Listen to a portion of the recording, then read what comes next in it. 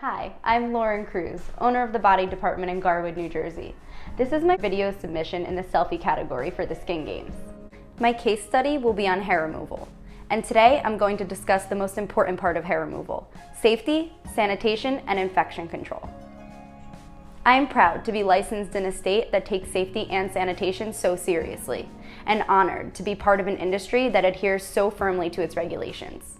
As a cosmetologist and permanent makeup artist, this has become a topic I've become extremely familiar with over the past decade.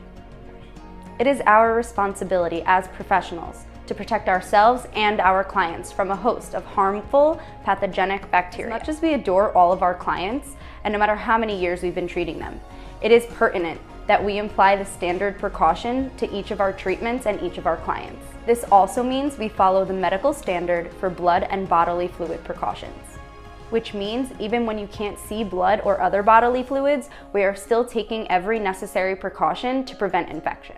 To see that we are following the proper guidelines, the Body Department uses disinfectant wipes promptly between each client and every service. Our disinfectant wipes are fast-acting. They're also bactericidal, virucidal, germicidal, and tuberculocidal.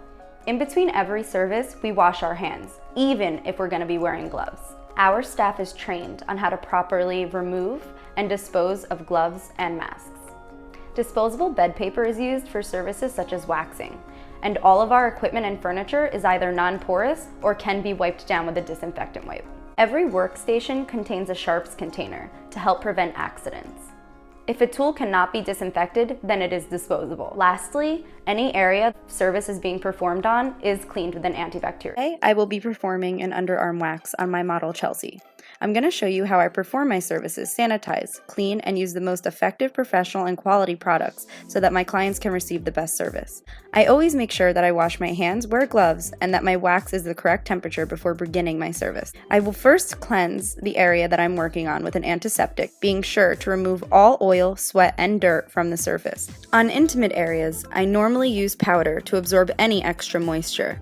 Since I use hard wax, this is especially important to ensure that my wax will not glide over the hairs and will grip them properly. Over time, I've learned how to wax more efficiently by laying multiple strips at a time. On the underarms, I will lay both strips before any removal is done. Strips are laid in the direction of hair growth. I am always sure to apply them with enough pressure so the wax connects as closely as possible with the hair root. We absolutely never use the same sticks twice, or ever double dip for sanitation purposes. When removing strips, I am sure to hold the skin taut and pull off in the opposite direction the strip was laid.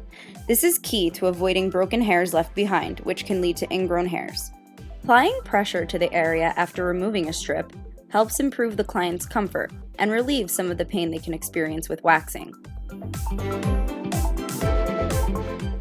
Cleanup strips can be used when a majority of the hair has been eliminated to help remove any of the hair that may be left behind. A very thin cleanup strip can be laid in the opposite direction of hair growth and be removed immediately. The combination of temperature and density of these strips is what makes it effective in these situations. On the underarm, I am careful to not go over the area more than twice with wax. If I still have hairs that are left behind, I will tweeze what's left over with a tweezer that has been disinfected by barbicide and dried properly. Holding the skin taut and removing the hair in the direction of growth is also important with tweezing, to help with comfort levels and also to be sure not to break the hair.